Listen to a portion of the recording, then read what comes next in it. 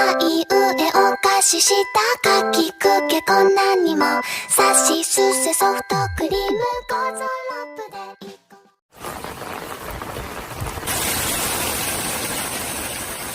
Minasan, ohayo. Genki desu ka? Berhubung lagi musim hujan, enaknya kita bahas hal yang berhubungan sama hujan yuk. Kira-kira apa ya hal yang identik banget sama hujan? Ya bener, hal yang identik sama hujan adalah Indomie. Maaf. Kalau itu mah hal yang identik di Indonesia ya.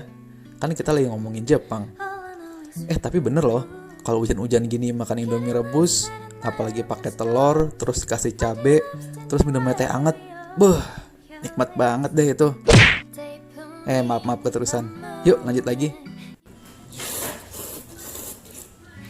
Kalau kita ngomongin hujan, ada satu benda nih yang jadi senjata kita biar nggak kebasahan, yaitu payung. Nah, kalau kita ngomongin payung dan Jepang, kira-kira apa sih yang langsung kebayang? Biasanya kita akan kebayang tentang payung transparan kan? Karena payung transparan itu emang identik banget deh sama orang Jepang. Sering banget kita lihat di film-film atau anime, kalau lagi hujan itu banyak orang yang pakai payung ini, baik hujan air ataupun hujan salju. Nah, emangnya kenapa sih payung transparan ini populer banget di Jepang? Yuk kita cari tahu.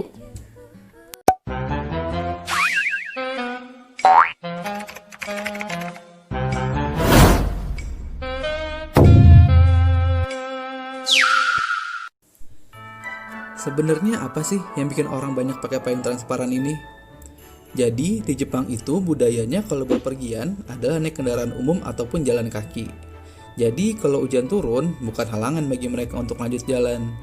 Masalahnya adalah kalau hujannya deras, apalagi anginnya kencang, otomatis kita akan turunin payungnya ke depan kan untuk melindungi muka. Kalau kita pakai payung biasa, udah pasti itu akan ngehalangin kita untuk ngeliat ke depan, malah bisa bahayain orang. Tapi kalau pakai payung transparan, kita tetap bisa ngeliat ke depan dan lanjutin perjalanan, walaupun payungnya diturunin ke depan. Nah, itulah alasan utama kenapa payung ini banyak dipakai di Jepang. Dengan payung transparan ini, kita bisa juga bebas ngeliat ke atas pas hujan turun. Ada kenikmatan tersendiri loh, bisa ngeliat air yang turun dari langit tanpa harus kebasahan. Selain itu, ada beberapa alasan lagi yang bikin payung ini jadi favorit.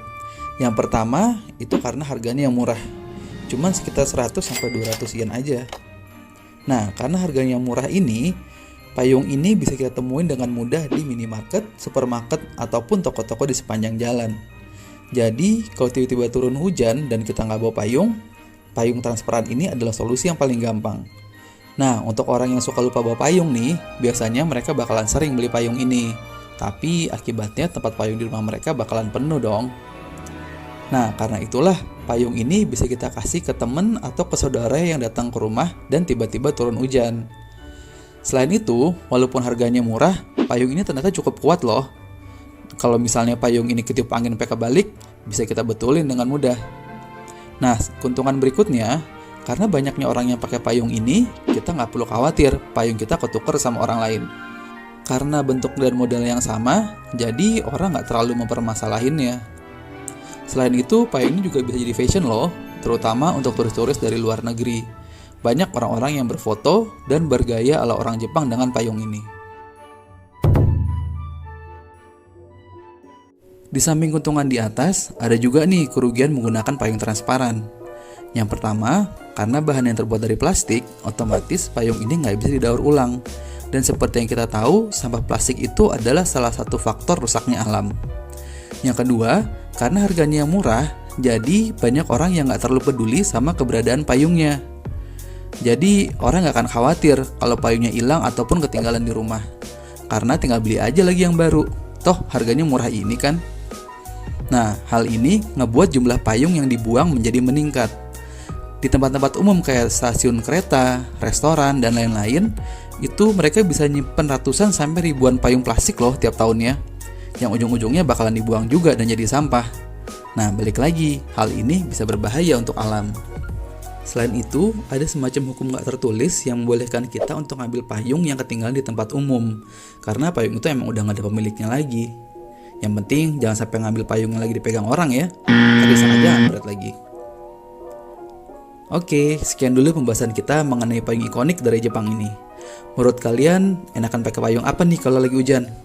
Payung yang biasa atau yang transparan kayak gini biar nggak ngalangin pandangan? Nah, karena di Indonesia udah mulai masuk musim hujan, jangan lupain apa kata pepatah kita ya. Sedia Indomie sebelum hujan. Kok Indomie lagi sih? Maksudnya sedia payung sebelum hujan. Terutama buat yang naik motor nih, jangan lupa bawa jas hujannya. Biar nggak nuduh di bawah pohon atau jembatan, terus bikin macet deh. Oke, sampai jumpa di video berikutnya ya.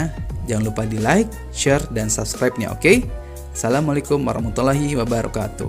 Mata Raisyu.